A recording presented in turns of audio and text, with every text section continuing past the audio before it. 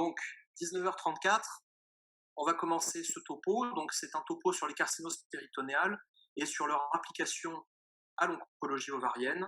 Alors, je vous montre un petit peu tout d'abord le plan. C'est un sujet, et votre nombre ce soir le montre, c'est un sujet qui est compliqué pour plein de raisons. La première, c'est que les exigences en matière de prérequis en radioanatomie sont très importants. On ne peut pas se lancer dans la compréhension des carcinoses, et notamment des carcinoses ovariennes, si on n'est pas euh, parfaitement préparé à la radioanatomie du péritoine. La deuxième, c'est qu'il y a une physiopathologie qui est tout à fait spécifique à ces maladies.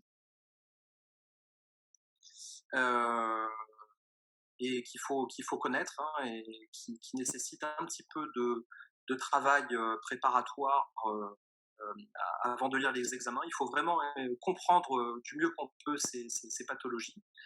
Et en troisième partie du topo, nous essaierons de voir un petit peu la façon dont ces prérequis sur lesquels j'espère on va avancer ensemble vous permettent d'aborder de façon plus sereine la pathologie péritonéale, et notamment en cancer de l'ovaire et en tumeur rare du péritoine, et notamment en essayant d'éviter les pièges qui sont les pièges du quotidien, hein, à savoir les pièges de surstaging, c'est-à-dire faire des examens qui non seulement ne sont pas utiles, mais en plus deviennent délétères aux patients. Et puis après, essayer d'aller un petit peu plus loin dans l'étude de ces pathologies, rechercher les critères de non-résécabilité des cancers de l'ovaire. Et enfin, j'essaierai de vous donner une technique de lecture rapide en 10 points clés du péritoine. Et ça sera vraiment la partie la plus importante du topo, notamment si vous n'avez pas d'activité spécialisée dans ces pathologies-là. Donc, moi, j'ai commencé comme tout le monde avec une connaissance du péritoine qui était celle qu'on hérite du deuxième cycle d'études médicales, c'est-à-dire un rétropéritoine qui comprend les gros vaisseaux, le pancréas, les reins, et puis tout ce qui était en avant, c'était considéré comme étant du péritoine. Alors, c'est une vision compartimentale qui est un petit peu grossière, mais le problème qui est là, c'est qu'elle est très insuffisante si on veut vraiment y insuffler de l'étude physiopathologique de la maladie péritonéale. Donc, c'est pas du tout un défaut de partir de cette vision-là des choses, hein, puisque moi-même, je suis arrivé dans ce staff de gynéco avec cette vision-là de la pathologie péritonéale, mais je vais essayer ce soir de vous amener des éléments pour avancer un petit peu plus. Et alors pour ça, l'idéal, c'est de se faire un schéma et d'essayer de comprendre un petit peu à quoi correspond la pathologie péritonéale. Parce que, en fait, le péritoine, c'est avant tout des feuillets viscéraux et des feuillets pariétaux, donc qui recouvrent les feuillets pariétaux, la paroi abdominale, les feuillets viscéraux qui recouvrent les viscères, et entre les deux, en théorie, il n'y a pas d'espace. C'est-à-dire que ce que vous voyez en bleu est une cavité qui est censée être virtuelle, sauf si elle devait contenir, pour des raisons de contexte pathologique, eh bien, du liquide, des gaz, de l'air ou éventuellement des nodules tumoraux. Et il faut bien comprendre que, du coup, avec ce modèle-là, on évolue par rapport au modèle précédent que je vous ai montré, parce que tous les organes sont sous-péritonéaux, de même que les vaisseaux, et de même que l'immense majorité des ganglions, ce qui fait qu'en fait, si on veut avoir un modèle fidèle de la pathologie péritonéale, dire qu'un organe est intrapéritonéal, ça n'a pas de sens. Dire qu'une adénopathie est intrapéritonéale, à de très très rares exceptions près, ça n'a pas de sens, et qu'il faut donc considérer que tous ces éléments, organes, vaisseaux et ganglions, sont sous-péritonéaux. Donc ce modèle un petit peu caricatural, mais qui a l'avantage de se prêter à la physiopathologie, vous le reverrez un petit peu plus tard dans le topo, je vais m'en resservir. Alors, je le disais en introduction, c'est une imagerie qui est très difficile, parce que là, je vous montre par exemple un scanner abdominal injecté, réalisé en conditions diagnostiques avec injection de produits de contraste iodé, et on ne voit pas le péritoine. On peut éventuellement, lorsqu'on est vraiment très spécialisé dans cette imagerie-là, deviner les feuillets, mais la cavité est virtuelle. Et c'est ça qui fait qu'on a beaucoup de difficultés à projeter sur les examens qu'on fait l'image mentale qu'on a de cette cavité. Alors, il y a des contextes qui permettent de la rendre non pas virtuelle mais réelle, et donc de l'apprécier de façon plus précise, et on va en revoir quelques-uns ensemble. Et puis évidemment, les chirurgiens, eh bien, ils ont une avance considérable sur nous parce qu'ils sont habitués à cette anatomie et ils sont habitués à rendre réel cet espace virtuel, par exemple en celluloscopie, par la réalisation d'un carbopéritoine. Donc, c'est difficile, mais il y a des moyens de progresser sur cette imagerie. Et le conseil que je vous donne, c'est d'essayer d'abord d'avoir une pratique optimisée de cette imagerie avec réalisation de scanners diagnostiques et d'injection de produits de contraste de votre scanner en PET scan. Je crois vraiment que si on veut avancer en imagerie du péritoine en PET scan, il faut absolument aller vers ces pratiques-là parce que vous allez voir que c'est un petit peu comme changer de plateau en vélo, quoi. On a l'impression d'ouvrir tout un monde sémiologique nouveau. L'idéal, si vous entretenez de bonnes relations avec vos collègues chirurgiens, c'est de leur demander d'aller assister à des célioscopies, parce que c'est vrai que ça transforme complètement notre vision de l'anatomie 3D. Et puis, ce que je crois important, et en tout cas moi, ce qui m'a permis de progresser sur ces sujets-là, c'est d'essayer de trouver des imageries dans vos PACS avec des modèles de pathologie qui occupent l'espace virtuel du péritoine pour essayer de progresser sur ces maladies-là. Alors, un modèle excellent pour ça, c'est l'acide, parce que, comme on l'a vu un petit peu plus haut, elle va rendre réel cet espace et elle va vous permettre de visualiser, d'approcher un petit peu la vision celluloscopique et de dilater les espaces virtuels et donc d'identifier les différents éléments anatomiques qui après vont vous servir à l'interprétation. Bon, là, je vous montre une coupe sagittale et une coupe coronale d'un patient qui a une acide cirrhotique. Si on met un masque sur la cavité péritonéale, eh bien, on voit d'un seul coup se dessiner les éléments qu'il va falloir avoir en tête et qu'ensuite on essaiera de projeter sur des examens plus difficiles sans acide, à savoir les ligaments et les mésos. Excusez-moi. C'est extrêmement intéressant de voir la façon dont ici la grande cavité péritonéale, ses cul-de-sac, ses récessus sont visibles grâce à la présence de cet acide. Ici, le petit omentum, ici l'espace sous-hépatique, sous-phrénique, pardon, probablement, puisqu'on voit le cul, probablement, alors soit médian, soit gauche. Voilà, donc c'est vraiment ces scanners avec de l'acide sont extrêmement utiles à la meilleure compréhension de cette anatomie. Il y a un deuxième modèle, si vous avez des contacts en oncologie gynécologique et notamment en tumeur rare du péritoine, c'est le carcinome séropapillaire de Bagrate parce que c'est une maladie qui se présente très régulièrement sous forme de carcinose psammomateuse, c'est-à-dire calcifiée. Et donc, sur ces scanners, ça va être extrêmement facile de repérer les séreuses grâce aux calcifications, grâce au psammome. Et donc, là aussi, si vous arrivez dans votre PACS à identifier quelques examens qui sont porteurs de cette pathologie-là, ça vous aidera à progresser. Alors, la radioanatomie, on est obligé de l'aborder de façon un petit peu dite holistique, c'est-à-dire comme un tout, comme un ensemble. L'image de gauche, elle est intéressante, je trouve, parce qu'elle vous montre tous les viscères postérieurs de la grande cavité réclinés, et donc la mise à jour des fascias et des ligaments par lesquels ils sont rattachés au péritoine viscéral postérieur. Donc par exemple ici, on voit l'empreinte qui est laissée par la résection du foie, c'est-à-dire c'est une zone non péritonéisée, qui est ce qu'on appelle l'area nuda, les ligaments coronaires du foie, le bloc, le fascia de Treitz, le fascia duodéno-pancréatique, les fascias de Tolt gauche et droit.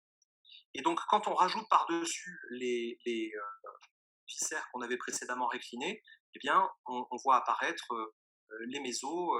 Je vais les détailler sur les diapositives suivantes.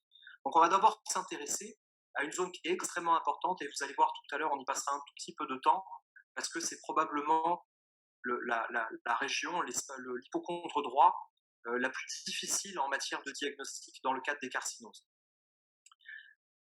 Donc, je vous ai dit tout à l'heure, cette area nuda, elle est dépéritonéisée.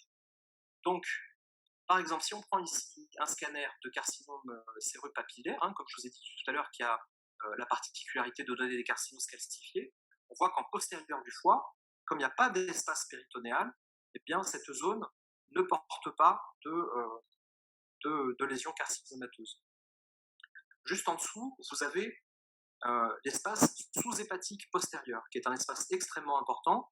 Et lui, au contraire, vous voyez sur le même examen, il est porteur de nodules de carcinose calcifiés. On passera un petit peu de temps aussi sur l'espace de Morrison tout à l'heure. C'est vraiment un espace très intéressant et très important dans la pathologie de l'étage sus-mésocolique.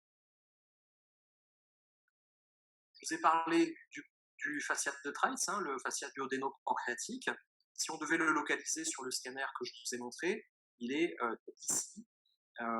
C'est un fascia dont le rapport anatomique le plus intéressant est probablement sa localisation au contact de la bourse mentale en crânial. En tout cas, en pathologie péritonéale, c'est vraiment ça qui va avoir une importance.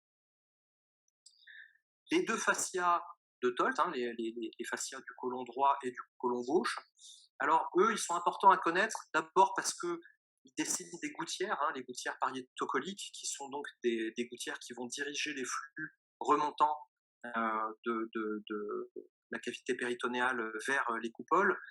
Et ils ont un autre intérêt à connaître, c'est que notamment le fascia de Tolt droit, c'est l'endroit où vous avez le variant anatomique le plus fréquent de la grande cavité péritonéale, qui est le défaut d'accollement du fascia de Tolt droit.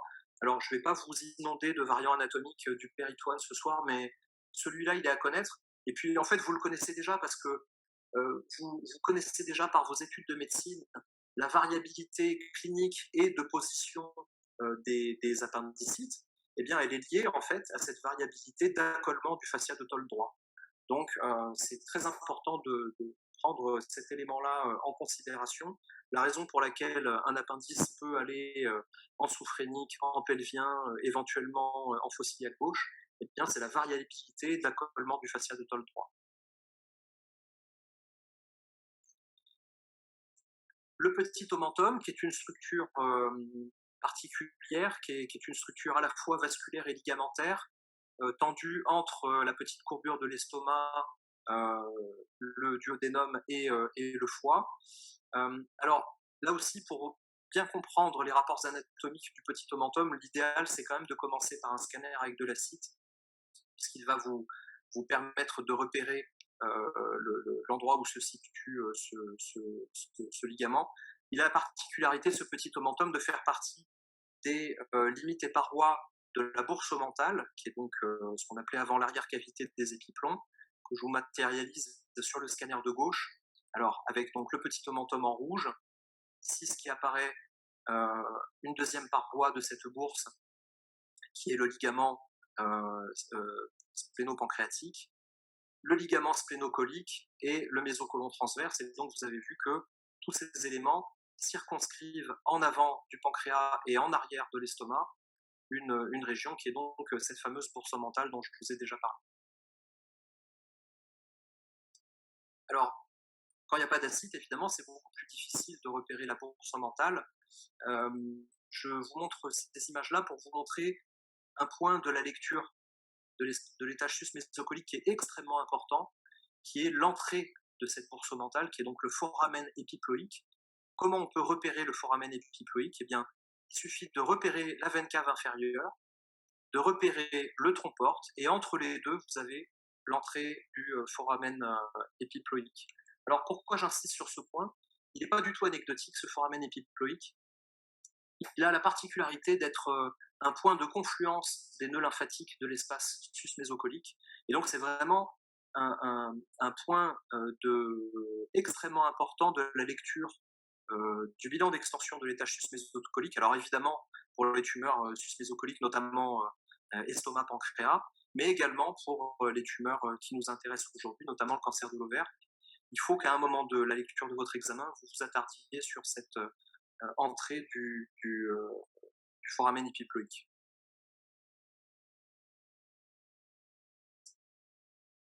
Alors, ici, je vous montre un autre élément très important dans la segmentation anatomique de la grande cavité, qui est le mésocolon transverse. Alors, le mésocolon transverse, il est matérialisé ici par cette surbrillance jaune clair. C'est l'élément qui va nous permettre de séparer l'étage sus-mésocolique de l'étage sous-mésocolique. Donc vous le voyez sur la coupe de scanner sagittal qui est à droite, le pancréas, il est matérialisé en jaune, et en avant part donc le mésocôlon transverse. Sur la même image, sur ce même schéma, je vous ai présenté récliné un élément qui est très important aussi, qui est le ligament gastrocolique. Alors, l'estomac a été enlevé sur ce schéma. Donc, il faut imaginer entre la grande courbure de l'estomac et le côlon transverse ce ligament gastrocolique, et juste en dessous, l'insertion donc du grand omentum ou grand épiplomb qui va venir donc en avant de quasiment tous les viscères abdominaux et parfois pelviens venir sous forme de tablier entre la paroi abdominale antérieure et les viscères, avec plein de variants anatomiques possibles, mais je ne vais pas m'étendre là-dessus. Et là encore, si on met un calque sur ce scanner sagittal pour essayer d'individualiser les ligaments et les viscères, eh bien, tous ces éléments anatomiques dont on a discuté, le petit omentum, l'estomac, le grand épiplomb, le mésocôlon transverse, deviennent vraiment évidents. Et donc, c'est cet exercice-là qu'il va falloir arriver à faire petit à petit en revoyant ces scanners d'acide puis de carcinose péritonéale à faire pendant la relecture de nos examens. 3 mots sur le grand omentum, qui est une structure, je pense, qui pose plus trop de problèmes diagnostiques, puisque maintenant on en a vu quelques-uns, des gâteaux épiploïques. Donc c'est une structure à la fois graisseuse et lymphatique qui est appendue à la grande courbure de l'estomac et au côlon transverse. Dans les cancers de l'ovaire, vous connaissez tout cet aspect que je vous montre sur les 2 images de gauche, de gâteau épiploïque. On verra un petit peu plus loin pourquoi le grand omentum se gorge ainsi de cellules tumorales. Ça fait partie de son rôle de clairance des liquides et des fluides et des cellules dans la grande cavité péritonéale, et c'est pour ça qu'il est fréquemment atteint de façon tout à fait massive.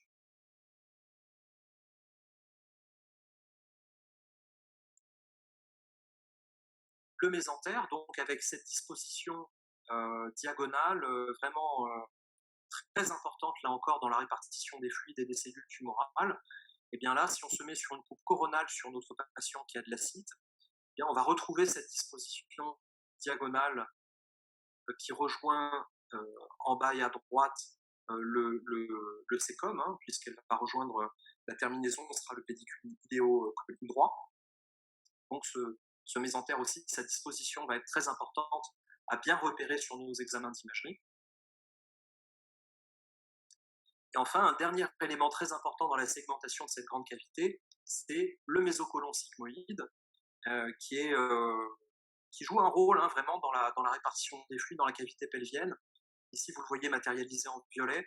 Il a une particularité, ce mésocôlon sigmoïde, c'est qu'il a 2 racines. Il a une racine horizontale et il a une racine verticale. Et donc, le dessin un petit peu en S, d'ailleurs, c'est bien pour ça qu'on l'appelle sigmoïde, ce dessin en S donne une forme de tente. Donc cette région-là, c'est ce qu'on appelle la tente du mésosigmoïde, et ça peut donner donc une espèce de forme de cuvette, éventuellement de stagnation des fluides et des cellules, et donc ça peut jouer un rôle tout à fait important dans la dissémination péritonéale et l'implantation de nodules de carcinome. Voilà, alors là on termine la partie radioanatomie. Je ne vous ai pas fait un cours exhaustif sur les petites artères et tous leurs variants, etc. Je vous ai proposé donc dans cette première partie de regarder principalement quelles sont les cloisons, quelles sont les zones, quels sont les récessus. Et donc on va pouvoir passer à la deuxième partie de cette présentation.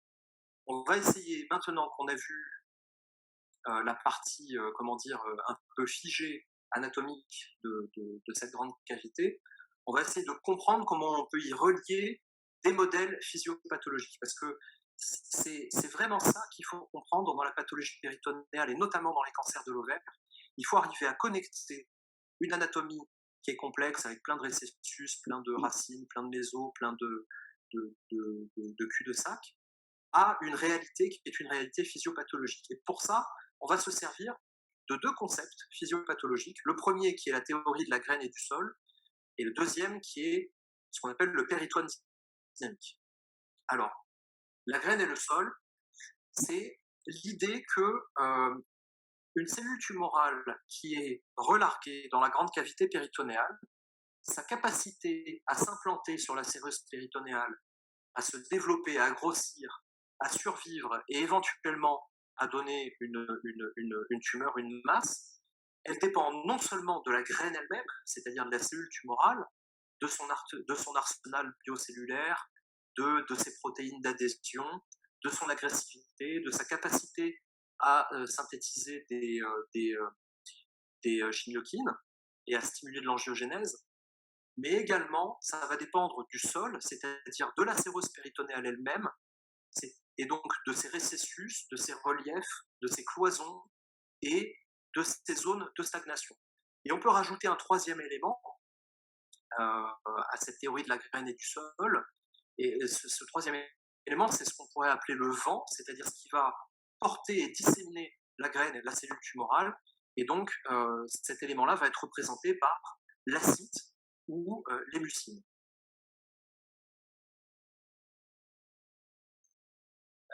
En effet, dans la cavité péritonéale, vous avez une possibilité de faire circuler les fluides et donc les cellules que le fluide serait susceptible de contenir. Et cette circulation des fluides et des cellules, elle est déterminée par les éléments anatomiques qu'on a vus, la gravité aussi, tout simplement, c'est-à-dire dans un liquide dans lequel il y a des cellules en suspension, la façon dont ces cellules vont sédimenter et s'accumuler dans les régions déclives, et puis dans les zones de résorption, à savoir le grand omentum qui, comme je vous ai dit tout à l'heure, est une structure anatomique qui va avoir tendance à résorber les fluides et donc à se gorger des éventuelles cellules qu'il contient, mais également une autre zone extrêmement importante, c'est l'espace sous-phrénique droit qui contient des puits transdiaphragmatiques lymphatiques, en fait des zones de résorption des fluides également, et donc ces deux zones de résorption vont créer des sens de circulation des liquides. Donc le troisième élément, c'est celui qu'on a détaillé au début de ce topo, ce sont les cloisonnements et les irrégularités anatomiques qui vont avoir tendance à diriger les fluides, ou en tout cas à contraindre leur circulation. Donc quand on aborde la question du carcinose péritonéal, il faut toujours commencer, mais ça vous me direz, c'est un peu le principe de base de l'imagerie, il faut toujours commencer par la probabilité pré-test, c'est-à-dire quel est le contexte clinique dans lequel je me trouve, et donc qu'est-ce qu'il est probable de constater sur l'examen tenant compte de ce contexte clinique. Est-ce qu'on est face à une tumeur de haut grade? Est-ce qu'on est face à une tumeur de bas grade? Est-ce que c'est plutôt une tumeur digestive ou gynécologique? Et est-ce qu'il y a des facteurs qui sont susceptibles d'influencer la dissémination, la redistribution des cellules tumorales, notamment la présence d'acide et de mucine? Et cette réflexion-là, elle doit se faire à la lecture du dossier du patient, et c'est vraiment une étape absolument primordiale. Moi, je ne lis pas du tout pareil un adénocarcinome de l'estomac sans acide qu'un carcinome séreux de bas grade papillaire de l'ovaire. C'est vraiment deux lectures qui vont être complètement différentes. Et cette probabilité pré-test, donc, elle conditionne le type même de dissémination péritonéale auquel vous allez être confronté. Alors, les types de dissémination péritonéale, ils sont publiés, hein, notamment beaucoup par l'équipe de Sugar Baker. Il y en a 5, je vais vous en montrer surtout 2 ou 3, et je vais vous montrer parce que finalement vous allez voir qu'on est confronté quasiment à l'ensemble d'entre eux dans nos examens. On reprend notre petit modèle physiopathologique que je vous ai présenté tout à l'heure, de péritoine extrêmement simplifié avec un organe, son méso, ses vaisseaux, ses ganglions lymphatiques, et tout en haut du modèle, le grand omentum ou les coupoles, peu importe, mais ce qui est important, c'est de montrer la circulation des fluides et des cellules sur ce schéma. Le premier type d'atteinte secondaire hématogène, c'est en fait de considérer le péritoine comme un organe comme le foie ou l'os ou le poumon, et de dire qu'il peut être le siège de métastases hématogènes. Ça, c'est le fait en général de tumeurs de grade élevé et d'agressivité élevée, parce que ça suppose que la cellule tumorale a été capable de franchir la basale de son organe d'origine, elle a été capable de franchir la paroi vasculaire, elle a été capable de survivre au transit par le secteur vasculaire, elle a été capable ensuite de s'implanter dans le lit capillaire, d'induire une angiogénèse et de se développer. Donc en général, c'est plutôt le fait de tumeurs de haut grade. On peut voir ça dans certains cancers bronchopulmonaires avancés. On voit ça, et ça vraiment c'est un point important, on peut le voir dans les carcinomes lobulaires du sein. Quand vous avez un carcinome mammaire avec une carcinose diffuse, c'est assez fréquemment, et vous pouvez parier dessus, un carcinome lobulaire du sein. Ça peut être le cas dans les mélanomes aussi. Alors, cette petite animation qui vous montre donc le transit vasculaire et l'implantation dans la sérose péritonéale, le développement d'une métastase hématogène. Le deuxième type d'atteinte secondaire du péritoine, alors on y est confronté, surtout médecins nucléaires, dans le public de ce soir, souvent par le biais des tumeurs neuroendocrines, parce que c'est l'atteinte péritonéale par rupture capsulaire lymphatique. Donc, on a une tumeur péritonéale, une tumeur viscérale, colique ou iléale, une atteinte secondaire ganglionnaire, et c'est l'atteinte ganglionnaire qui va être responsable de l'effraction de la séreuse péritonéale et qui va secondairement donner une carcinose. Ça peut notamment donc être un des modes de dissémination des TNE. Alors là, je vous montre ici un PET scan à la DOPA avec une lésion primitive de type carcinoïde iléal, et puis la lésion qu'on connaît pour tous les gens qui font des TNE, qu'on connaît vraiment maintenant quasiment par cœur, qui est donc cette mésentérite rétractile avec une lésion qui fixe la DOPA à contour spiculé, qui attire, qui crée un effet de rétraction du mésentère et d'attraction des ancelles voisines. Eh bien, on est dans la situation d'une tumeur où assez fréquemment la maladie ganglionnaire dépasse très largement en taille celle de la lésion primitive, et il peut y avoir une dissémination péritonéale par ces voies-là. Ce n'est pas trop ce qui nous intéresse pour le cancer de l'ovaire. La troisième façon d'avoir une maladie secondaire péritonéale, eh bien, c'est tout simplement l'atteinte de contiguïté par une tumeur évoluée. Alors, par exemple, une tumeur colique, mais c'est aussi le mode d'atteinte péritonéale des cancers de l'ovaire. C'est une lésion qui grossit tellement qu'elle va finir par franchir la séreuse, donc une tumeur T4 colique par exemple, et qu'elle va donc avoir accès directement à l'intérieur de la cavité péritonéale. Les deux derniers modes de dissémination sont vraiment les plus importants et les plus intéressants, parce que les premiers, ils ont un intérêt, comment on va dire, d'exhaustivité dans la description, mais les deux derniers, c'est vraiment ce qu'on va constater sur nos examens d'imagerie. La première atteinte péritonéale dont je vais vous parler, dans ces deux derniers cas, c'est la dissémination de proximité, ou la dissémination aléatoire de proximité. Ça, c'est vraiment le fait de tumeurs de haut grade, dont le primitif est donc mis en contact direct avec la grande cavité péritonéale. Alors, côlon ou estomac, par exemple, hein, vraiment, c'est les deux grands cas les plus fréquents. Soit par le biais d'une dissémination spontanée, éventuellement par le biais d'une dissémination provoquée, hein, par un geste de ponction qui aurait permis la dissémination dans le péritoine d'une lésion. Et donc, ces implants péritonéaux, ils se font à proximité immédiate du primitif, de façon très précoce, avec une aire de redistribution qui est relativement étroite et limitée, et donc il n'y a pas de redistribution des lésions. Donc c'est ce que vous montre la petite animation. On a donc les deux petites cellules tumorales qui ont été essaimées à partir du primitif, mais qui sont allées s'implanter tout de suite à proximité de l'organe concerné. Alors le modèle, moi je trouve, sur lequel on retrouve le plus fréquemment cet aspect, c'est l'estomac. Donc vous avez ici un adénocarcinome de l'estomac, hein, donc avec la petite courbure gastrique, le fundus, la grande courbure. Et si on passe en sagittal, juste en dessous de l'estomac, on a ce petit nodule qui est donc implanté sur le ligament gastrocolique, immédiatement à proximité de la lésion primitive. Alors vous voyez que c'est un estomac qui en plus est N+, hein, ce qui n'est pas étonnant, puisqu'il est déjà en carcinose péritonéale. Il est déjà également N+, au niveau du pédicule gastrique gauche. Mais ce que je voulais vous montrer, c'est surtout voilà, ce petit nodule de carcinose par dissémination aléatoire de proximité, immédiatement à côté donc du site primitif. Et enfin, le dernier mode de dissémination de surface péritonéale que je veux vous montrer, et là je demande une attention toute particulière aux internes de gynécologie, parce que c'est celui-là qui va concerner les patientes dont vous vous occupez, c'est la dissémination de surface par redistribution des cellules. C'est donc une dissémination péritonéale qui va se faire en intéressant une grande partie des cadrans de la grande cavité péritonéale ou éventuellement l'ensemble des cadrans.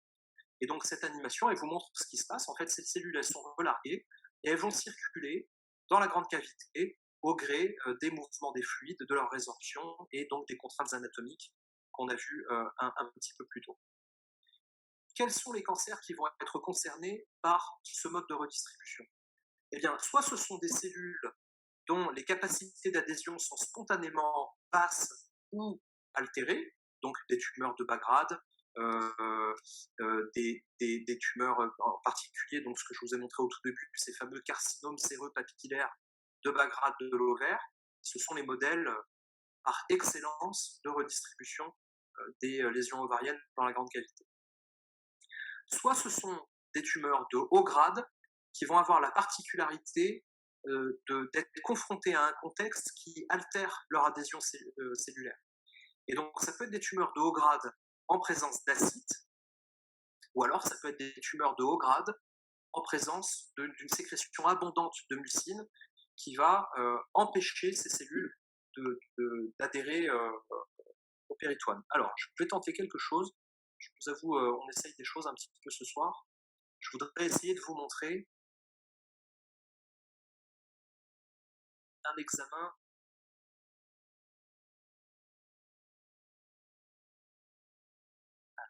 Excusez-moi 2 secondes. Voilà, je repartage l'écran. Voilà, là en théorie, vous devriez voir mon écran.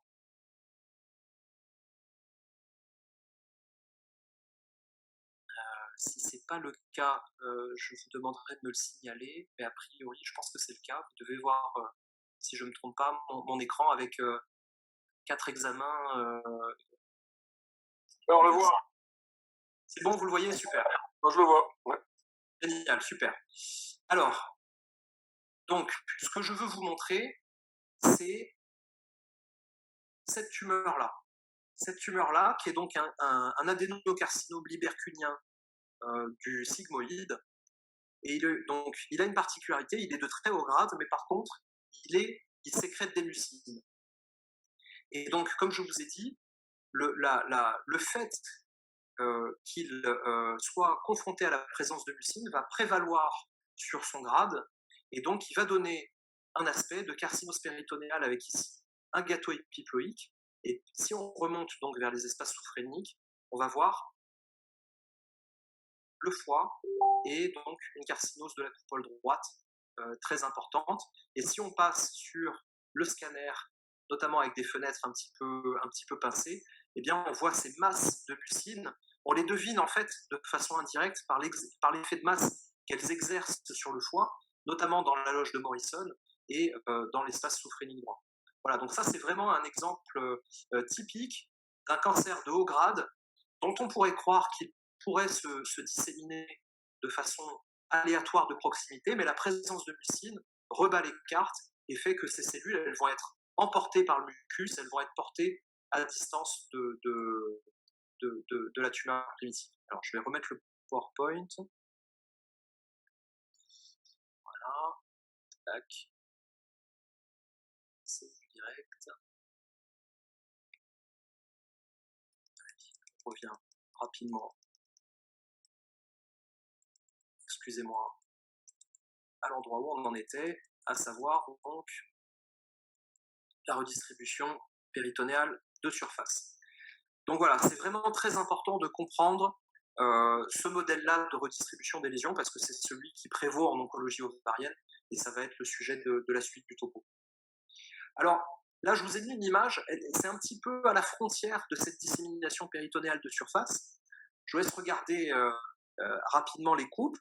On a une coupe qui est visiblement centrée sur les taches sus-mésocoliques avec un cancer de l'estomac, une lésion de la région antropylorique, et puis 2 grosses masses pelviennes qui ont l'air d'être très tissulaires, très hypermétaboliques. Ça, c'est un syndrome de Krukenberg. Pourquoi je vous en parle? Eh bien parce que c'est probablement un modèle un peu à part de carcinose de surface par redistribution, parce qu'on a toujours tendance à le considérer comme une maladie métastatique hématogène, alors qu'en fait, ce sont des cancers dans lesquels les masses ovariennes sont des implants par voie péritonéale sur des cicatrices folliculaires et non des métastases hématogènes. Donc je trouve que c'est vraiment intéressant, c'est un petit peu dans l'angle, hein, forcément dans le sujet qui nous intéresse ce soir, mais je ne pouvais pas non plus vous parler d'oncologie ovarienne sans vous montrer un syndrome de Krukenberg. Alors, cette dissémination péritonéale de surface, on a dit qu'elle est facilitée par l'astite, dans l'image de la graine et du sol et du vent par le vent. Alors, il y a un autre modèle que j'aime bien, moi, parce qu'il permet vraiment là aussi de comprendre le modèle physiopathologique, c'est celui de la boule à neige, en fait. Et le modèle de la boule à neige, il a un intérêt, c'est qu'il intègre une donnée, ce sont les mouvements que votre patient fait au cours du nictémaire. La succession de positions d'un patient au cours du nictémaire. Il y a des moments où l'eau et les flocons vont être secoués et des moments où ils vont se sédimenter. Et donc cette circulation de fluides et de cellules, elle va être déterminée, on l'a dit tout à l'heure, par la gravité, les zones de résorption des fluides et les cloisons. Et on en arrive donc à la troisième partie du topo, qui est l'application de ces deux modèles, le premier anatomique, le deuxième physiopathologique, à l'oncologie ovarienne. Alors, ce que je vous propose, c'est, comme ça fait quand même deux gros blocs, est-ce que vous avez des questions sur cette première partie? La radioanatomie, il y a des cours extraordinaires à voir sur le site onclepol.net. Je vous mets l'adresse sur le chat de la présentation. Onclepol.net, voilà. Je n'ai pas voulu faire trop dans l'exhaustivité parce qu'on a un temps imparti. Je ne veux pas non plus vous abrutir avec des notions que vous pouvez tout à fait travailler tout seul. Mais cette radioanatomie, c'est un prérequis absolument indispensable à la compréhension de ces pathologies. Voilà, donc je vous propose d'aller voir. Alors attendez, je n'ai pas mis l'adresse à tout le monde. Hop, je remets l'adresse à tout le monde, excusez-moi. Voilà, onclepol.net. Voilà, n'hésitez pas à éplucher ce site, il est vraiment fantastique et il vous permettra de faire la part de travail personnel sur la radioanatomie. On n'a pas le temps de faire sur un cours d'une heure. La deuxième partie, ce modèle physiopathologique qu'on vient de voir, j'espère que vous l'avez compris parce que ça va vraiment vous tirer de beaucoup de situations diagnostiques difficiles. Et si vous n'avez pas de questions, je regarde le chat. Alors, on me demande comment je sais que c'est une tumeur de Krukenberg. Est-ce que c'est lié aux antécédents ou est-ce que la lésion se voit accolée à la cicatrice? Alors, c'est évidemment un faisceau d'arguments. Hein. Donc, on propose des diagnostics et après, eh bien, c'est l'anapathe. Dans le Krukenberg, c'est assez difficile parce qu'en général, ce qui donne des Krukenberg, c'est les adénocarcinomes à cellules dissociées de l'estomac, donc ce qu'on appelle des cellules à bague à chaton. Ce sont des cellules qui vont infiltrer la paroi gastrique assez en profondeur, donc on ne va pas forcément les attraper avec un premier train de biopsie endoscopique.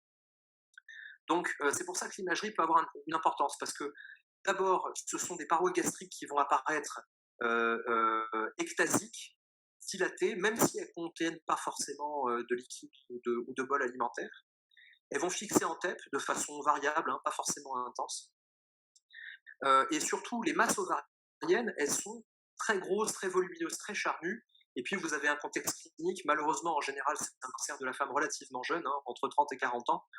Donc, en général, quand on n'a pas de diagnostic et qu'on voit deux grosses masses charnues et une paroi gastrique ectasique, comme un tuyau de plomb, et tout ceci qui fixe en TEP, on peut proposer, pas forcément poser, mais proposer un diagnostic probabiliste de syndrome de Krukenberg.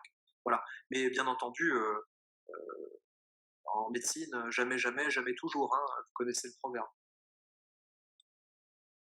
Ok, bah écoutez, si j'ai pas d'autres questions, j'espère que je t'ai répondu, Mohamed. On va... Parfait, super, merci. Allez, on continue. Et donc, on en arrive à cette troisième partie, qui est pourquoi on fait des cancers, des TEP au FDG dans les cancers avancés de l'ovaire. d'abord, la vraie question, c'est est-ce qu'il faut absolument faire des TEP-FDG dans le cancer de l'ovaire? Alors, je vous ai mis sous les yeux le tableau résumé du référentiel de standard options et recommandations 2018 de l'utilisation de la TEP en oncologie, qui est un super travail que je vous encourage vraiment à lire dans toutes les indications et toutes les localisations tumorales. Bah, vous voyez que finalement, la place de la TEP-FDG dans le cancer de l'ovaire, il n'y a pas non plus de quoi demander une autorisation à l'ARS. Enfin, c'est recommandé en cas de suspicion de récidive dans les élévations du CA125. Et après, ça peut être proposé pour le bilan d'extension loco-régional des cancers avancés, au-delà du stade FICO 3, et ça peut être proposé pour le bilan d'extension de récidive des cancers de l'ovaire. Autant dire qu'on n'est pas dans de la recommandation formelle et que ce n'est pas encore une position univoque et indiscutable, mis à part dans les élévations de CA125, du cancer de l'ovaire. Donc, bah, c'est ça l'état de l'art, c'est ça l'état des recommandations actuelles dans le cancer de l'ovaire. Toujours est-il que à l'Oncopole à Toulouse, on en fait de plus en plus, pour des raisons que pour lesquelles je vais essayer de vous convaincre. À quoi ça nous sert? Ça nous sert d'abord à faire un bilan d'extension sus-diaphragmatique, notamment pleural, et de l'atteinte ganglionnaire sus-diaphragmatique. Ça nous sert un tout petit peu, mais pour ça, la célioscopie a vraiment une place de premier rang. Ça nous sert un tout petit peu à évaluer certains aspects de résécabilité, et peut-être que sur un prochain webinaire, je m'étendrai sur cet aspect parce que c'est un travail qui est en cours à l'Oncopole. Je ne m'étends pas aujourd'hui. Aujourd'hui, on essaye de mettre en place vraiment les prérequis généraux. On verra s'il y a utilité à aller plus loin dans les choses plus tard.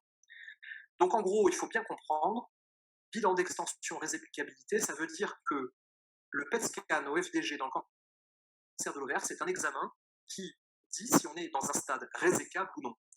C'est une position assez classique qu'on a en oncologie, quels que soient les primitifs.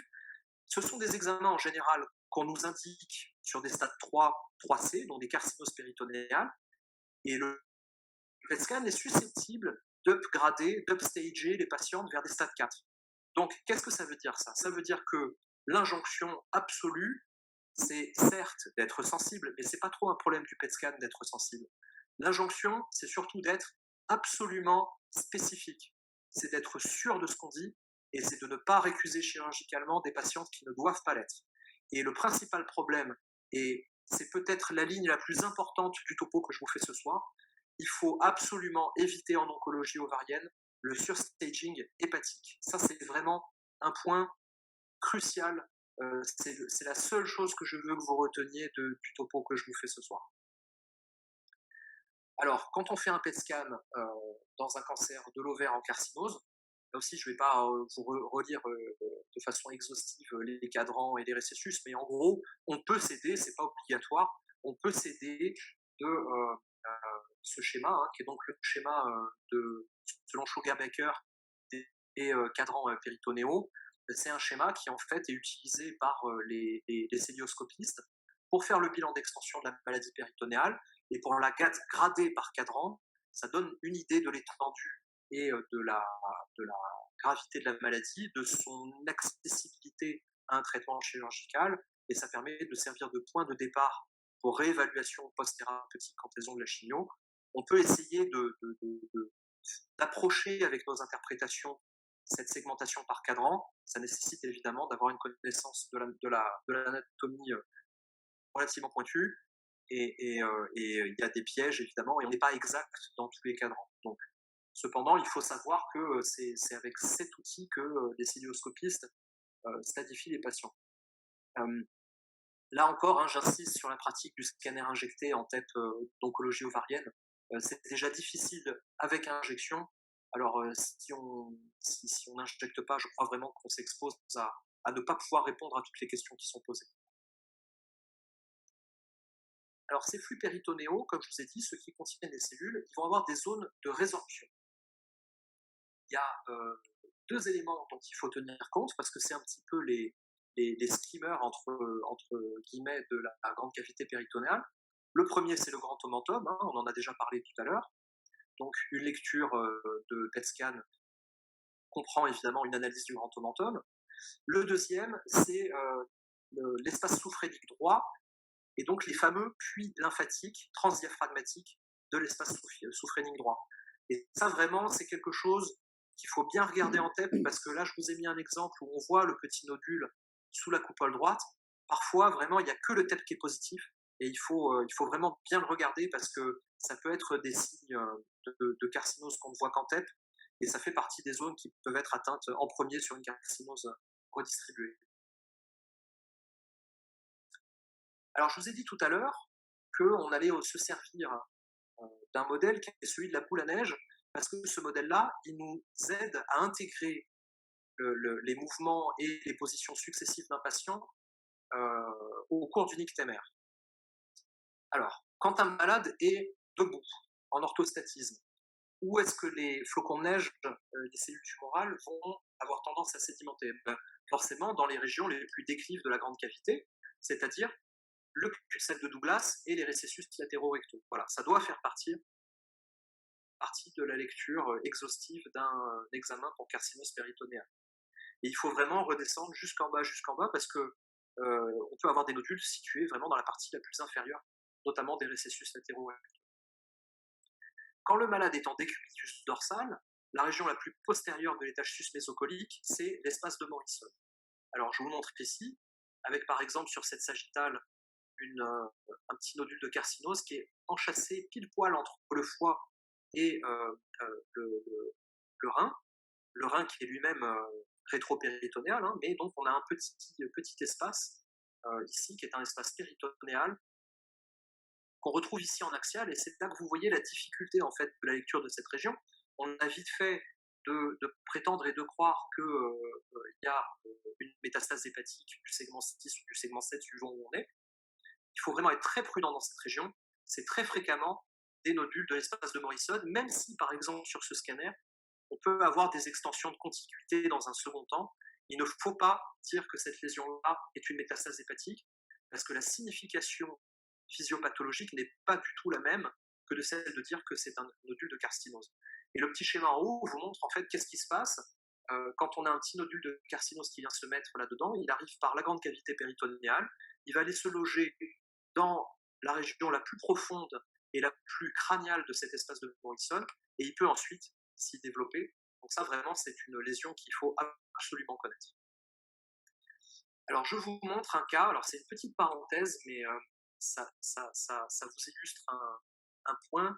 L'importance de cet espace de Morrison, c'est un cas d'une patiente pour laquelle on vous a demandé de faire un PET scan dans un bilan d'extension de cancer de l'ovaire, devant les arguments que vous avez sous les yeux, c'est-à-dire une lésion ici qui avait été considérée comme hépatique, vous voyez, un petit peu irrégulière avec des calcifications.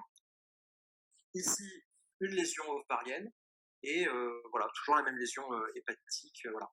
Alors là, on est aux 3/4 du cours, vous avez déjà plusieurs drapeaux rouges qui s'allument là dans votre tête. Vous vous dites, bon, alors déjà, la métastase hépatique, j'ai bien compris, dans les cancers de l'ovaire, il faut être hyper prudent.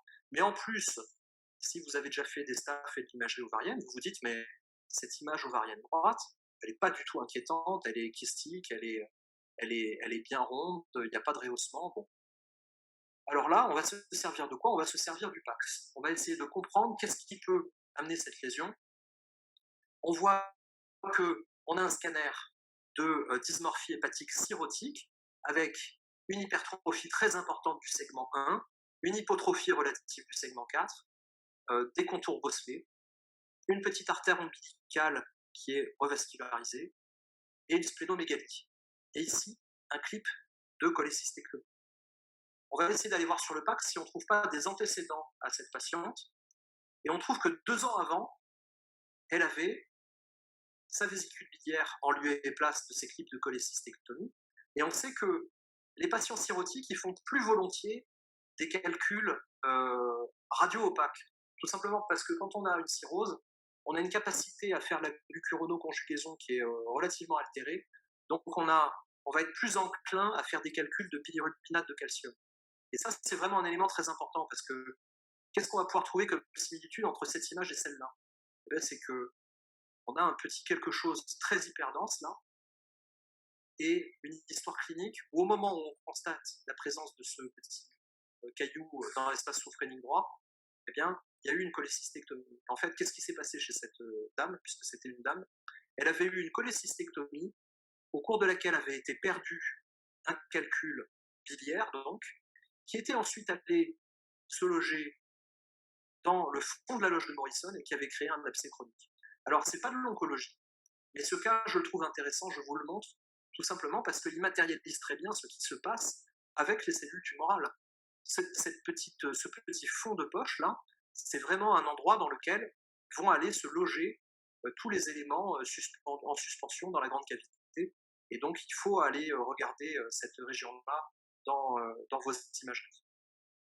Alors, si besoin était, je vous montre l'IRM de l'ovaire, hein, qui est strictement normal. Cette personne n'avait pas de cancer de l'ovaire. Elle avait juste un calcul perdu per cholécystectomie. Alors, on va aller un petit peu plus loin dans l'imagerie périhépatique. Je vous ai déjà dit sur cette première étude de la loge de Morrison, il faut faire extrêmement attention sur le diagnostic de lésions secondaires hépatiques dans le cancer de l'ovaire.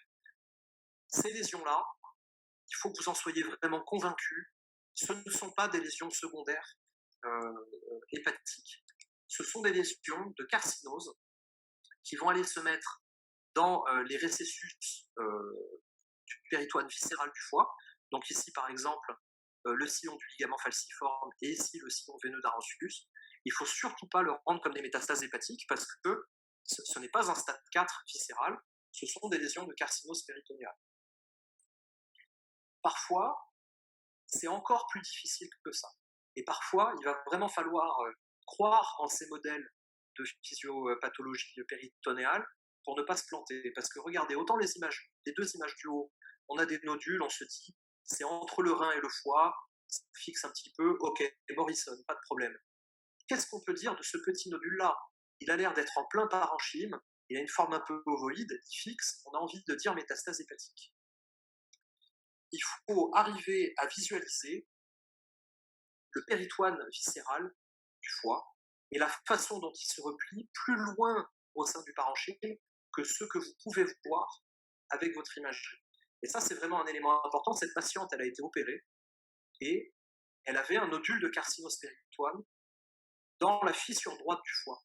Alors, on peut, en fait, a posteriori, on peut le deviner parce que vous avez cette petite indentation de la surface du foie et on voit que le grand axe de cette formation nodulaire est orienté vers cette indentation. Donc ça, c'est vraiment un élément important. Si on n'est pas sûr, il y a une façon très simple de contourner le problème, c'est de changer d'axe. Et vous voyez ici, on est un peu plus à l'aise.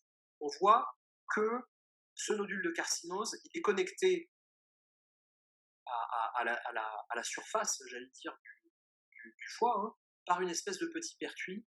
Et donc, on arrive à gagner en confiance vis-à-vis de l'idée que c'est bien un nodule de carcinose et pas une métastase hépatique. Et on fait un peu la même image, la même analogie, pour essayer d'aller imaginer que cette fissure elle remonte plus haut que ce qu'on peut voir. Donc ça, c'est un élément important. Alors attention, je ne dis pas qu'il faut, dans les comptes rendus, y aller les deux pieds en avant en disant je suis sûr que c'est certain. Voilà, personne n'est sûr, mais il faut laisser la porte ouverte à ces possibilités-là, parce que les conséquences sont évidemment très importantes en signification physiopathologique et en prise en charge des patientes. Alors je vous montre ce cas, hein, qui est une patiente qui avait une élévation du CA125, pour laquelle on fait un PET scan et on répond métastase hépatique. Bon. Et cette dame, elle a plusieurs lignes de chimiothérapie, elle répond, elle reprogresse, elle répond, elle reprogresse, toujours sur cette lésion-là. Il ne vous aura pas échappé que la localisation est exactement la même. Il y a une IRM hépatique qui a été demandée, l'IRM qui, pareil, métastase hépatique, voilà. On la revoit, nous, 1 an et demi ou 2 ans après, en staff de gynécologie. On récupère l'ensemble du dossier, on voit que cette lésion progresse, on voit que cette lésion est isolée.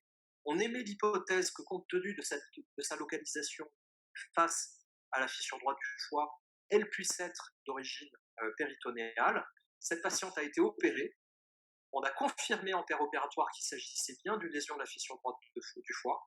Et cette patiente n'a pas de récurrence depuis, ça fait maintenant 2 ans et demi.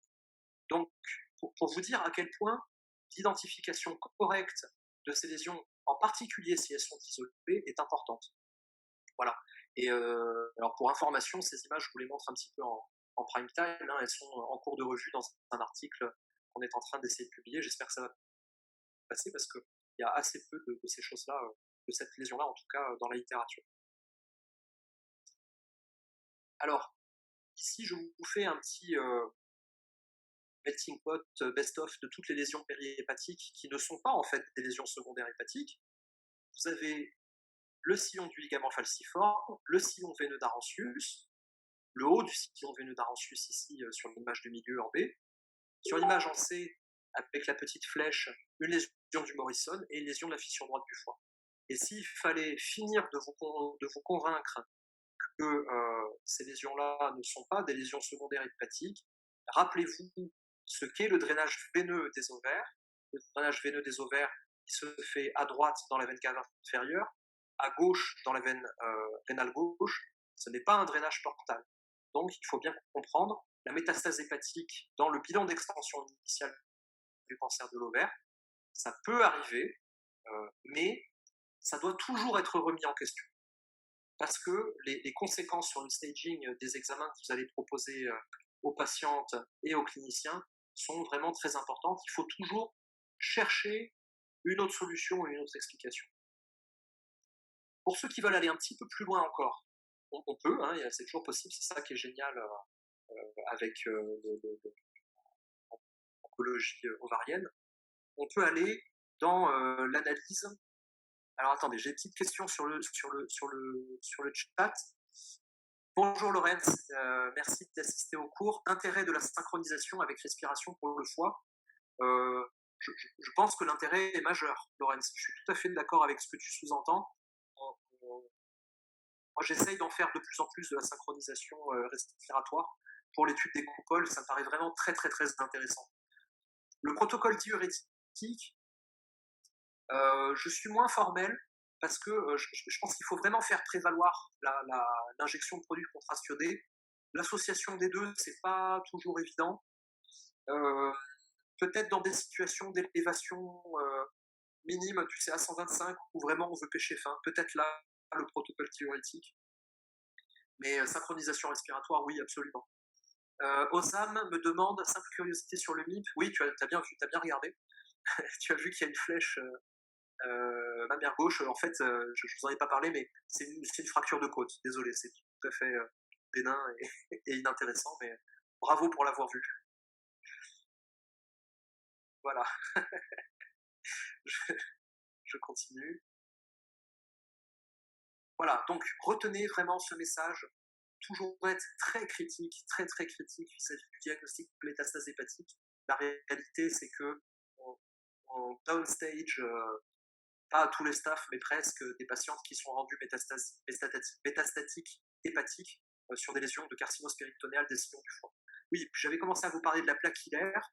La plaque hilaire, donc, c'est cette région sous le foie par laquelle émergent tous les éléments biliaires et vasculaires du foie. Si vous êtes à l'aise, si vous avez un bon protocole de scanner, n'hésitez pas à parler de cette plaque hilaire. Qu'est-ce qui peut vous faire suspecter un envahissement de la plaque hilaire? Eh bien, ça serait un aspect très confluent des lésions de carcinose périhépatique, comme sur le scanner de gauche, hein, avec des lésions de la fissure du sillon veineux d'Arancius et du sillon du ligament falciforme qui se rejoignent. Or, la communication entre ces deux sillons, bah, c'est le I hépatique, donc ça doit être un élément d'alerte. Et l'élément vraiment, l'alerte rouge, c'est quand il commence à y avoir un retentissement sur les voies biliaires intra-hépatiques, hein, ce que je vous montre ici avec la petite mise en relief orange. Une dilatation segmentaire ou totale des voies biliaires intra-hépatiques, évidemment, c'est un drapeau rouge majeur. Ça veut dire qu'il se passe quelque chose au niveau du hile, et malheureusement, ça peut être un critère de non-résecabilité assez régulièrement de ces carcinoses. 2 mots sur le hile splénique. Là aussi, il faut vraiment être très prudent. Il ne faut pas vendre par excès des métastases spléniques. Je crois que j'en ai jamais vu, moi, dans le cancer de l'ovaire. J'en vois 40 par semaine depuis 10 ans. Je n'ai jamais vu de métastase intraparenchymateuse splénique. Par contre, ce qui arrive très régulièrement, c'est une infiltration par le HIL du parenchyme splénique, donc un nodule de carcinose qui secondairement infiltre le parenchyme splénique, ce qui est l'image en bas à droite. Ça peut donner l'image d'une métastase, ça n'en est pas une au sens physiopathologique du terme, ça n'est pas une lésion qui a transité par le secteur vasculaire, c'est une extension de continuité de carcinose péritonéale. Parce que la métastase splénique, je ne vous l'apprends pas, vous le voyez sur plein d'autres bilans d'extension, c'est quand même là aussi un reflet d'une tumeur de très haut grade, et en général, il n'y a pas que une métastase splénique, il y a aussi d'autres atteintes d'organes. Alors cette image-là, c'est pareil, il faut que vous la connaissiez parce qu'elle est pathognomonique, cette espèce d'image entre gros guillemets en brocoli, parce que autant le nom est amusant, autant les conséquences pronostiques sont absolument catastrophiques. Qu'est-ce qu'on voit sur cette image? On voit que dans un abdomen dans lequel il y a beaucoup d'acide et dans lequel les anses grêles devraient flotter librement, eh bien, elles ne flottent pas librement, elles sont contraintes, elles sont rabattues, elles sont rétractées, et si on essaye de regarder les endroits où il y a des épaississements des feuillets viscéraux et pariétaux du scanner, on voit que c'est relativement diffus. En fait, ça, c'est un signe d'infiltration très très diffuse du péritoine, et là, c'est une non-résicabilité absolument majeure. Alors, qu'est-ce qu'on va voir en TEP sur ces non-résicabilités par infiltration du grêle et du mésentère? Eh bien, tout simplement des hypermétabolismes très étendus de la racine du mésentère. La difficulté, c'est d'arriver à les différencier des fixations physiologiques de l'intestin grêle. Et en fait, si on prend le temps de regarder l'endroit où elles prennent place, il n'y a pas de débat parce que ce n'est pas les mêmes localisations. On voit très bien sur cette coupe que les anses grêles ne fixent pas du tout, c'est vraiment le mésentère qui fixe. Donc, en théorie, si vous y passez un petit peu de temps, il n'y aura pas de difficulté là-dessus. Et puis, le stade évolutif ultime de ces carcinoses avec infiltration du grêle et du mésentère, c'est l'examen que vous avez sous les yeux, avec une occlusion de l'intestin grêle, avec des anses très dilatées, un début de fécalisation probablement. Et là, les chirurgiens en staff, ils nous demandent est-ce qu'il y a un obstacle visible? Est-ce que c'est une bride? Est-ce qu'on peut faire quelque chose pour cette patiente? Et là, malheureusement, le PET scan répond à la question. Le PET scan dit non, c'est le reflet d'une infiltration carcinomateuse tout à fait diffuse. On ne pourra pas soulager cette patiente par la levée d'une bride ou autre obstacle ponctuel. C'est quelque chose de beaucoup plus diffus que ça. Donc ça, ce sont des éléments sémiologiques qu'il faut être capable d'apporter en staff notamment. Et alors, je vous montre cette image parce que je trouve qu'elle est intéressante. On peut avoir l'impression d'un... Alors, j'ai une question sur le chat. Comment différencier les métastases ganglionnaires métastériques des lésions de carcinose? Ça a des conséquences sur la faisabilité de la résection. Eh bien, alors, donc c'est Julien qui me pose cette question. C'est très difficile, Julien. Il faut arriver à repérer que les ganglions sont dans des espaces sous-péritonéaux, ce qui n'est pas toujours évident. Et il faut arriver à s'appuyer sur ce que je vais vous montrer un peu plus tard dans le topo, c'est-à-dire les zones forteresses. Mais des fois, on n'y arrive pas. C'est une imagerie de l'humidité un peu, la carcinose péritonéale en tête. Des fois, on n'y arrive pas. Mais quand même, de temps en temps, tu arriveras à identifier le fait que tu as un petit nodule ovoïde qui est à proximité des vaisseaux dans le mésentère. Celui-là, tu l'étiquetteras plutôt ganglion. Voilà. Mais c'est pas forcément. On n'est pas très précis sur le mésentère, faut dire les choses. Je vous montre là des cas vraiment très typiques, très caractérisés, mais souvent c'est assez difficile. Et puis la résection, de toute façon, elle est évaluée aussi en célioscopie. Donc on ne prend pas le devant sur une évaluation de résécabilité sur la célioscopie. Sarkis, salut Sarkis, me demande que penses-tu de l'utilisation du micro-pack ou équivalent pour le contraste des anses grêles? J'ai jamais essayé, je t'avoue Sarkis, je trouve que c'est plus intéressant de mettre en contraste la paroi et la séreuse que le contenu des anses grêles. Je suis tout à fait ouvert à ce qu'on me démontre le contraire, j'ai jamais essayé, Mais si déjà, moi, à mon avis, la priorité absolue, c'est d'injecter en produit de contraste iodé, notamment parce que ça permet quand même un staging périhépatique plus performant. Mais du contraste Peros, why not? Voilà, je n'ai jamais essayé. Et Donald Trump, ok, me demande les limites du FDG pour les tumeurs à contingent mucineux. Et ben les limites, ce sont celles que tu signales. Hein. C'est qu'on on est moins sensible. On va essayer d'être aussi spécifique grâce au scanner. Voilà, c'est sûr qu'on est moins à l'aise hein, sur les tumeurs à contingent mucineux. Alors, ensuite, Sarkis me dit ils le font à Clermont-Ferrand, c'est facile d'utilisation, j'attendais d'autres retours. D'accord, ok, ben on attendra les retours de Clermont-Ferrand. Moi, je suis tout à fait ouvert à... J'y crois beaucoup, moi, l'opacification Péros, pour tout ce qui est œsophage, estomac et intestin grêle primitif, tu vois, TNE, grêle, voilà. Mais spontanément, la carcinose, j'ai voilà, jamais fait. Pierre-Louis Moreau me dit, même question que Julien, comment distinguer les adénopathies d'huile hépatique versus extension de la carcinose aux huiles hépatiques? Là aussi, il va falloir arriver sur un scanner que tu auras fait, qui sera fait en conditions diagnostiques avec injection de produits de contraste iodé. Il va falloir repérer les espaces sous-péritonéaux. Il va falloir regarder le foramen épiploïque et avec un petit peu d'habitude, tu arriveras à faire la différence. L'atteinte du hile hépatique, l'atteinte de la plaque hilaire, en général, elle se voit dans des contextes où il y a une atteinte très extensive des sillons du péritoine viscéral hépatique. Ce que je vous ai montré tout à l'heure, le sillon du ligament falciforme, le sillon veineux d'Arensus, le sillon de la fissure droite du foie.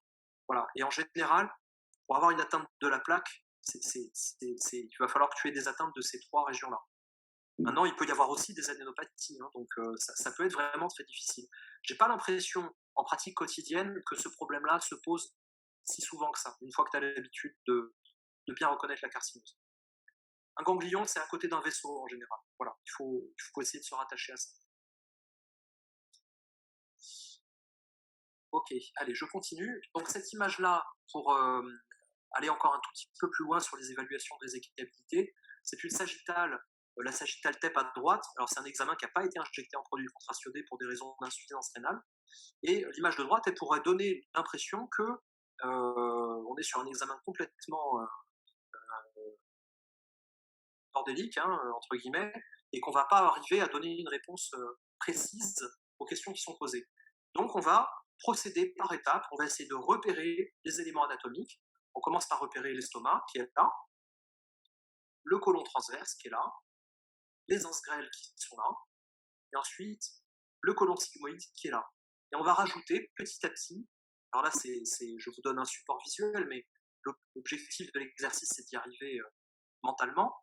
On rajoute ensuite les cloisons, donc le ligament gastrocolique, le mésentère et le mésosigmoïde. Et donc sur l'image de droite, vous voyez que toutes ces projections de structure anatomique correspondent à des infiltrations hypermétaboliques.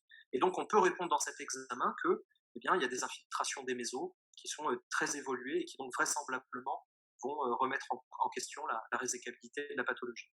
C'est ce que je vous ai montré là avec ces petits calques colorés.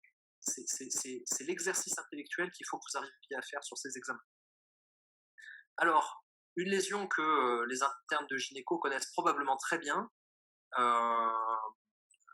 ce petit nodule périombilical, hypermétabolique, clinique, hein, c'est avant tout une constatation clinique, ce petit nodule dans les carcinoses évoluées, qu'on voit dans les ovaires, qu'on peut voir dans les estomacs ou les côlons. C'est donc ce qu'on appelle le nodule de Sœur Marie-Joseph. Alors, petite parenthèse historique, pour ceux qui aiment bien l'histoire de la médecine comme moi, l'histoire de Sœur Marie-Joseph, c'est vraiment une histoire que je trouve géniale. C'était une bonne sœur américaine qui était l'assistante chirurgicale du docteur William James Mayo. William James Mayo, c'est un des créateurs de la Mayo Clinic. Donc on est quand même dans une dynastie un petit peu imprégnée de médecine. Et donc cette assistante avait constaté que les patients que William James Mayo opérait, ceux qui avaient des cancers évolués de digestifs, pouvaient présenter cette lésion ombilicale. Et quand elle est décédée, son nom a été donné donc à ce syndrome, ce petit nodule de Sœur Marie-Joseph. Donc ça Ça fait toujours chic de le préciser dans les comptes rendus. Surtout, c'est un marqueur évidemment de maladie évoluée infiltrant la paroi abdominale.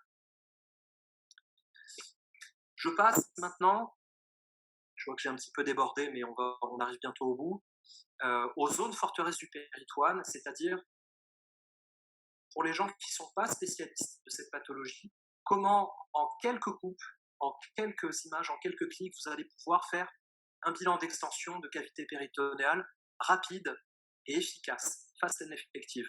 Moi, quand je suis en RCP, on me demande de relire des scanners de carcinose, j'ai 30 secondes. Et ben, ce système de lecture-là permet d'aller directement à l'essentiel. Qu'est-ce qu'on va regarder? On va regarder les angles cardiophréniques. Je vous expliquerai après pourquoi. C'est un endroit où on peut trouver des adénopathies secondaires de cancer de l'ovaire. On va regarder les espaces sous-phréniques, les coupoles. On peut par exemple prendre une imagerie, une coupe coronale, puisque comme je vous ai dit, des fois le scanner ne voit pas les lésions dans ces espaces-là, et la TEP est vraiment, la plupart du temps, arrive à les identifier. On va regarder les espaces, les récessus du péritoine viscéral du foie.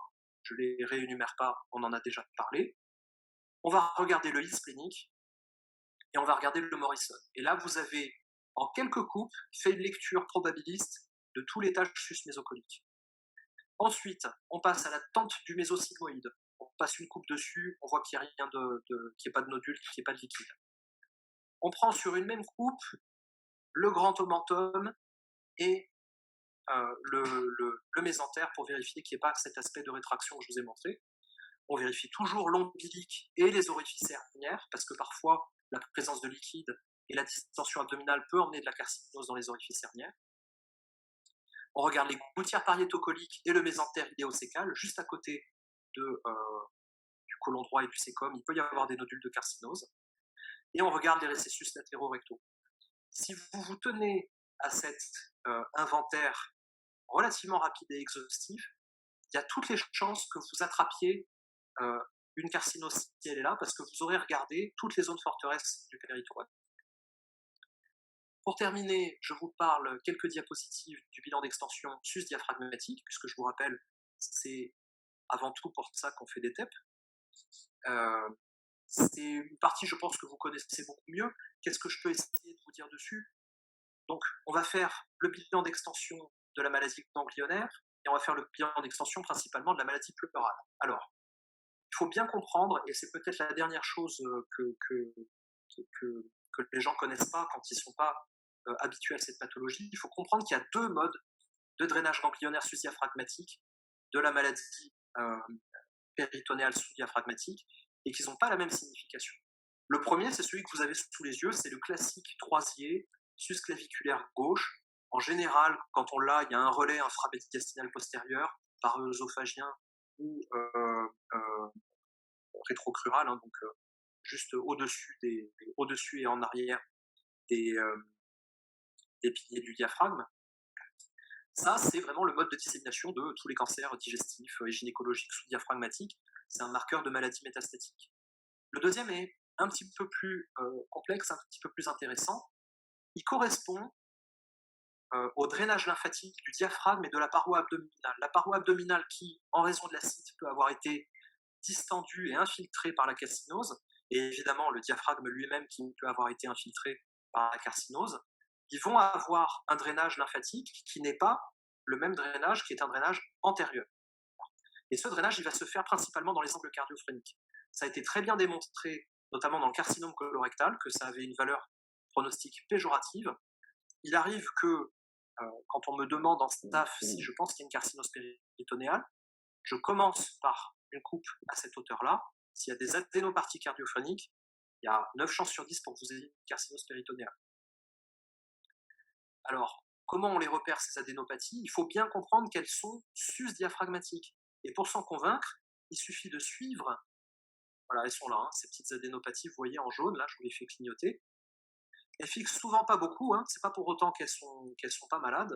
Si elles font plus de 5 mm, il faut les décrire. Et pour se convaincre qu'elles sont sus-diaphragmatiques, on prend une axiale, une sagittale, et on dessine le diaphragme. Et vous voyez qu'elles sont, sur une axiale, elles sont en avant du diaphragme, et sur une sagittale aussi. Donc ce sont bien des adénopathies sus-diaphragmatiques. Il faut les signaler dans les comptes rendus, parce que dans les chirurgies extensives du cancer de l'ovaire en carcinose, elles vont être enlevées, ces adénopathies. Et ces relais ganglionnaires, évidemment, sont en continuité avec des chaînes sous-jacentes, notamment deux chaînes qu'on n'aurait pas forcément instinctivement en tête pour des pathologies sous-diaphragmatiques, que sont les chaînes mammaires internes. Alors maintenant, avec l'anatomica moderne, il faut dire thoracique interne. Je vous rassure, personne ne dit thoracique interne, mais bon, c'est comme ça que ça s'appelle. Et les chaînes axillaires également, pourquoi axillaires? Parce qu'elles sont également des zones de drainage de la paroi abdominale. Voilà, il faut les regarder parce qu'il y a un risque qu'on les laisse passer, et ça, ce sont des marqueurs de continuité du drainage par les angles cardiophréniques, et pour ceux qui font de l'oncologie ovarienne, on les trouve assez fréquemment. Alors je termine, vous l'aurez compris, un des buts de ce topo, c'est un plaidoyer vibrant pour la pratique de l'injection de produits de contraste en scanner pour ces pathologies-là. Pourquoi? Parce qu'on rehausse tout, on rehausse la carcinose, on rehausse les fascias, on va augmenter en spécificité, on va vraiment arriver à amener des réponses plus convaincantes aux cliniciens. On va pouvoir même aller un petit peu plus loin encore en identifiant des variants vasculaires avant chirurgie. Ça, c'est quelque chose que les chirurgiens aiment bien. Cette image qui est à droite, notamment l'image TEP, moi je la trouve extraordinaire parce que c'est quelque chose, quand j'ai commencé la TEP, je ne pensais pas qu'on verrait ça un jour. C'est une carcinose des ligaments ronds. Donc la structure doit faire probablement 2 mm ou 3 mm, et on arrive quand même à la voir en TEP. Quel est le message de cette image? C'est qu'on a des machines qui sont devenues tellement performantes, tellement résolues, à la fois en résolution spatiale, mais surtout en contraste, puisqu'ici c'est une histoire de résolution en contraste, qu'on va voir des choses de plus en plus extraordinaires et de plus en plus précises. Et donc, c'est une démarche active de positionner le PET scan dans la carcinose ovarienne, en apportant la démonstration que c'est un outil de plus en plus précis. Et si en plus vous y couplez un scanner injecté en conditions diagnostiques, il n'y a plus de débat et ça se passe vraiment très bien pour tout le monde, quoi. Les inconvénients, c'est les inconvénients de l'injection de produits de contraste, c'est-à-dire qu'il y a un petit peu de programmation à faire en amont, la vérification de la fonction rénale, l'absence d'allergie, etc. etc. Mais ça, pour le pratiquer de façon très fréquente, ça ne doit plus être un obstacle. Et puis, on peut aider aussi à la planification chirurgicale en montrant les variants vasculaires rétropéritonéaux. Alors, je vous montre, bon, c'est un petit peu un bestiaire, là, double veine cave inférieure, veine rénale gauche rétro-aortique, etc. Ça, c'est des choses, se former sur les variants vasculaires du rétropéritoine médian, ça prend 15 minutes. C'est vraiment quelque chose d'extrêmement rapide, c'est pas difficile, et la valeur ajoutée, elle est énorme. La maladie pleurale, franchement, là, je crois que vous n'avez pas besoin de moi pour ça. Faut préciser l'abondance de l'épanchement. Si la fixation est déclive, c'est d'autant plus suspect. Il peut y avoir des épanchements avec des fixations diffuses. Et ça, vraiment, vous connaissez ça probablement très bien et ça pose pas de problème. Ce qui peut poser problème, et je crois que j'en aurai fini ensuite, oui, c'est l'évaluation des patientes qui ont eu un talcage. Alors là, je vous conseille très sincèrement de vous simplifier la vie. Un talcage, c'est du matériel de talcage. Du matériel de talcage, c'est hyper dense. Si c'est hyper dense et que ça fixe, c'est que c'est pas du cancer. Là, vous voyez sur cette coupe la tête en bas avec vraiment une lésion très fixante, ovoïde, etc. Vous montez sur le scanner, vous voyez que c'est hyper dense. Granulome de talcage. Ça, c'est un petit piège. Vous voyez, il y a la petite scissure là, avec un nodule dessus qui fixe. Et c'est pareil, en fenêtrage adapté, il est hyper dense, c'est un granulome de talcage. Les pièges dans les granulomes de talcage, c'est de ne pas se faire avoir sur deux types de lésions. Un, la lésion que je vous ai montrée, qui est le granulome des scissures. En général, donc, il est hyper dense et ça ne vous posera pas de problème si vous passez sur un fenêtrage de type tissulaire. La deuxième lésion qui peut poser problème, c'est que, un petit peu comme dans l'histoire des récessus du péritoine viscéral du foie, les cul-de-sac de la plèvre, ils descendent beaucoup plus bas que ce qu'on voit sur le scanner.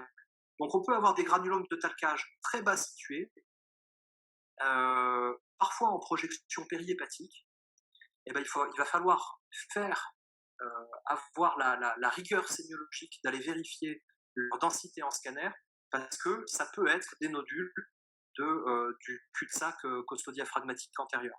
Et donc ça peut être des granulomes de talcage. Donc ça, vraiment, c'est le seul point de difficulté sur la plèvre, c'est en fait de se rendre compte quand il n'y a pas de maladie pleurale, parce qu'elle correspond en fait à un récessus de maladie, pardon, péritonéale ou hépatique, parce que ça correspond à un cul-de-sac pleural.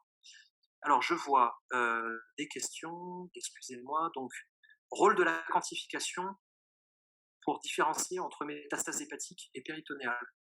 La quantification, j'imagine, en SUV max, à ma connaissance, pas de rôle. La connaissance sémiologique et des modèles que je vous ai présentés prévaut sur toutes les intensités de fixation et tous les paramètres métaboliques qu'on pourrait utiliser. Ensuite, une question, à l'oncopole, les chirurgiens n'ont-ils pas l'IRM péritonéal facile, notamment pour les mucineux ou les carcinoses infiltrantes micronodulaires? Non, non, pas trop d'IRM péritonéal facile. Alors oui, pour les tumeurs rares du péritoine, il y a régulièrement des IRM qui sont faites. Pour les carcinoses infiltrantes micronodulaires, non, pas particulièrement. Non. On fait facilement des scanners, on fait des TEP, et voilà. Et je crois que ça... Je vais vous dire, moi, mon sentiment, c'est que l'environnement, sous-entendu le staff, et les personnes sont plus importantes que les modalités d'imagerie. C'est pas forcément agréable à entendre quand on pratique une modalité exclusive comme nous, mais je préfère un scanner péritonéal bien lu qu'une TEP ou qu'une IRM mal lue. Et je crois que c'est vraiment commun pour les cliniciens. J'ai connaissance d'une ville, par exemple, où il y a quelqu'un d'excellent pour faire des échographies du péritoine. Eh ben, soit, hein, si elle est meilleure que les personnes qui font du scanner ou de l'IRM, elle a réussi à faire sa place, et voilà. C'est vraiment une maladie sur laquelle prévaut votre probabilité pré-test et la physiopathologie que vous arrivez à insuffler sur vos examens. Ensuite, on me demande une astuce pour séparer la réanuda et l'espace de Morrison. Non, j'ai pas d'astuce, c'est juste que la réanuda, en général, c'est autour de la veine cave inférieure, et qu'on ne s'attend pas à y trouver de carcinose. Il n'y a pas vraiment de finalité à séparer l'un de l'autre. Si tu vois un nodule fixant dans l'espace sous-hépatique postérieur, c'est précisément que c'est le Morrison et que c'est pas la réanuda. Il n'y a rien dans la réanuda. C'est un espace dans lequel on ne trouvera pas de lésion. Voilà. Ok. En conclusion, quels sont les messages importants de ce topo? Eh bien, toujours, mais ça vraiment, je crois que j'espère que tout le monde en est convaincu, on part d'une probabilité pré-test. On part d'une probabilité de trouver une maladie, et donc d'une probabilité de faire face à un mode particulier de dissémination péritonéale. Donc, quel primitif, quel grade? Est-ce qu'il y a des facteurs qui influencent la dissémination péritonéale? Ça, c'est important. Acide, mucine. Et ensuite, on fait une lecture exhaustive des zones forteresses. On essaye de faire coller ça au sugar baker si on peut. Et enfin, on fait notre staging dans une pratique un peu plus classique et usuelle de la TEP en oncologie, un staging ganglionnaire, en essayant de séparer les voies de dissémination ganglionnaire. On regarde la plèvre évidemment, et on fait le bilan d'extension viscérale en sachant que, encore une fois, la métastase hépatique en oncologie ovarienne est extrêmement improbable, très improbable on va dire, et la métastase osseuse virtuellement n'existe pas. Voilà. Voilà, donc c'est tout pour ce topo. Je lis les dernières questions. En cas de doute sur une lésion périhépatique, a fortiori sur un TDM sans injection. Ah, alors ça, c'est une question extrêmement importante. Merci, Osam. Il n'y a pas de modalité sur la question que tu poses, c'est-à-dire l'origine hépatique ou non d'une lésion péritonéale. En fait, aucun examen va répondre. Tu peux faire un scanner, tu peux faire une IRM. Ce qui va répondre, c'est la connaissance que tu as de la pathologie. Tu peux refaire une IRM, ça va peut-être répondre après toi métastase hépatique, et c'est le cas que je vous ai montré.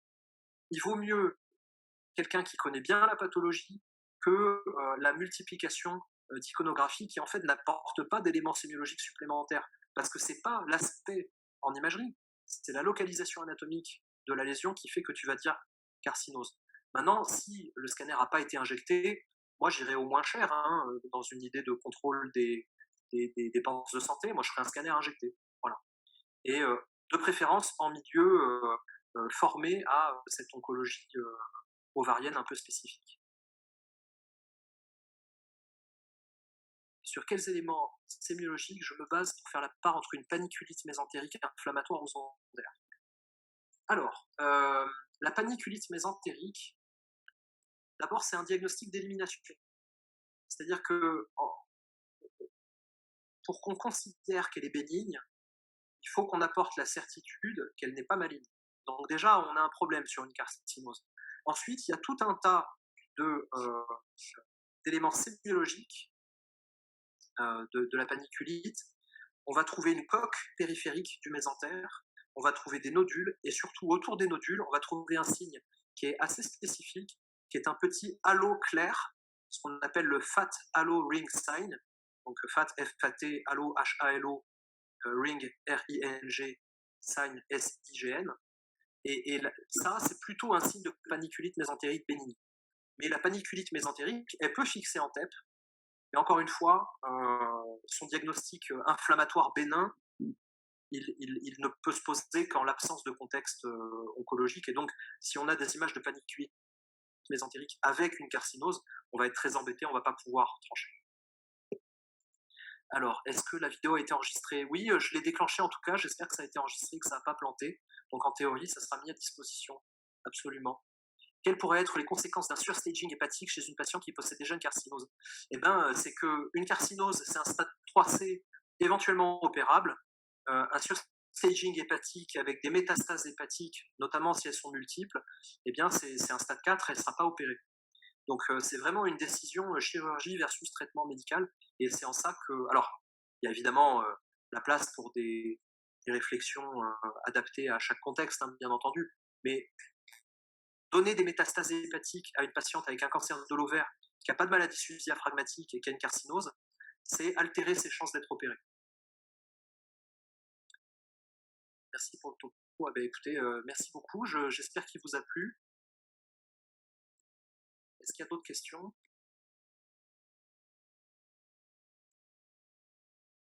Ah, est-ce qu'il y a d'autres topos prévus?